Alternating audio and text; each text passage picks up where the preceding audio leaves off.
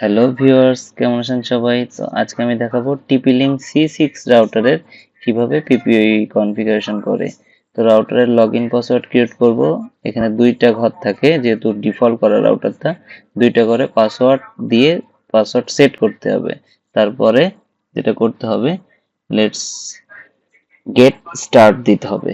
দিলে রাউটারের যে ইউজার নেমটা আমি ক্রিয়েট করলাম সেই ঘরটা আবার আমাকে দেওয়া হবে।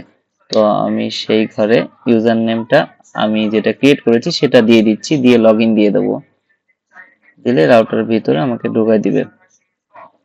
তারপরে কুইক সেট যে অপশনটা পাবো, আমরা কুইক সেট দিয়ে সেটআপটা করে নিব।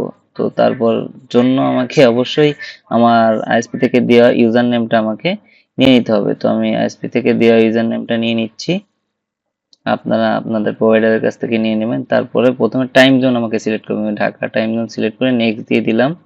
তারপরে পিপিই তে টিক দিয়ে নেক্সট করে দেব। এবার আমাকে যে ইউজার নেমটা আমি কপি করে নিয়ে আসছিলাম সেটা বসাতে দেব। এটা আপনারা চাইলে আপনার আইএসপি থেকে পেয়ে যাবেন। আমার পাসওয়ার্ড যেটা আছে এটা আমার মুখস্থ আছে, আমি বসাই দিচ্ছি, দিয়ে জাস্ট নেক্সট দিয়ে দিলাম। এবার স্মার্ট কানেক্ট অপশন আছে এই রাউটারে, তো এটা দিলে 5 GHz 2.4 একসাথে কাজ করে। যার যেটা দরকার সেই অনুযায়ী রাউটারটা প্রোভাইড করে। তো আমার ইউজারের কোয়ারি অনুযায়ী আমি 2.4 আর 5 GHz দুইটা আলাদা আলাদা রাখছি। আমি তার কাছ থেকে ওয়াইফাই নেমটা শুনে বসাই দিলাম, পাসওয়ার্ডটা শুনে বসাই দিচ্ছি।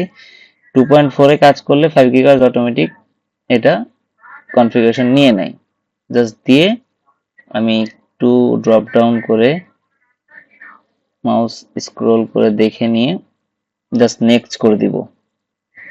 তো একটু সময় লাগছে,